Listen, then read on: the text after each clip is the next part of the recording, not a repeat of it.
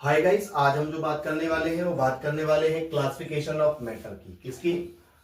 Classification of matter.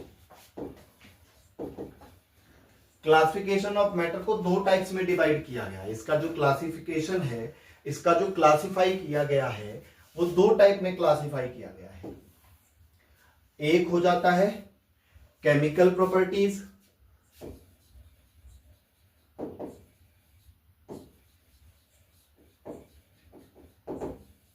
Chemical properties, और दूसरा हो जाता है फिजिकल।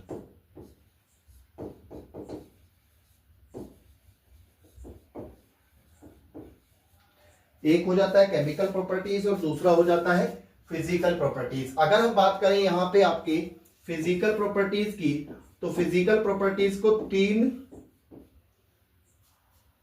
टाइप से क्लासिफाई किया गया है। नंबर एक हो जाता है आपका सॉलिड,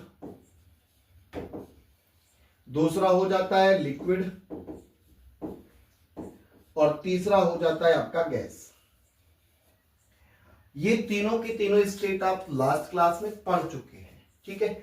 अब जो बात करते हैं वो बात करते हैं अपन लोग किसकी? क्लासिफिकेशन ऑफ केमिकल प्रॉपर्टीज की। तो केमिकल प्रॉपर्टीज को दो टाइप में बांटा गया है। एक हो जाता है प्योर सब्सटेंस,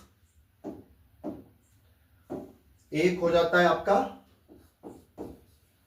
प्योर सब्सटेंस, और एक हो जाता है आपका मिक्सचर। एक हो जाता है प्योर सब्सटेंस और दूसरा हो जाता है मिक्सचर। अगर हम जब भी मिक्सचर की बात करते हैं तो मिक्सचर को फर्दर दो टाइप से क्लासिफाई किया गया है। एक हो जाता है होमोजीनियस और एक हो जाता है आपका हेट्रोजीनियस। एक हो जाता है होमोजीनियस, एक हो जाता है हेट्रोजीनियस। पहले में थोड़ी सी होमोजीनियस की बात कर ले तो होमोजीनियस क्या हो जाता है? होमोजीनियस ऐसा मिक्सचर होता है कि जिसके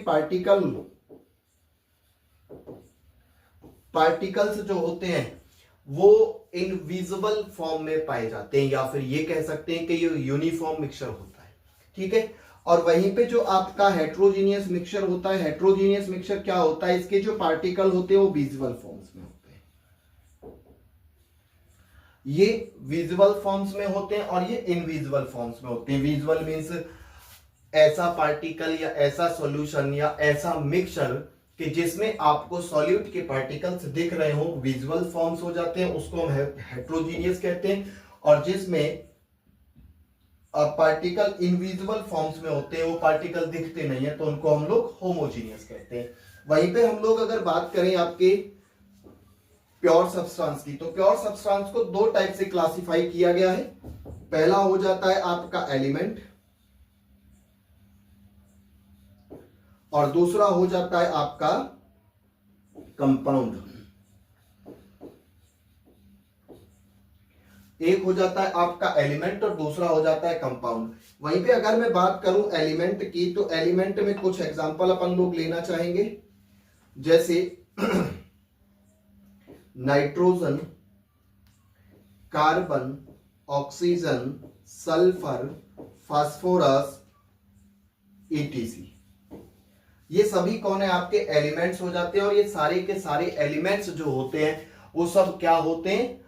प्योर सब्सटेंस होते हैं। अब प्योर सब्सटेंस के बाद में अगर हम लोग कंपाउंड की बात करें तो कंपाउंड का क्या केस है? Compound two and more substance, two and more pure substance जब आपस में रिएक्ट करते हैं तो उस केस में क्या बनता है? आपका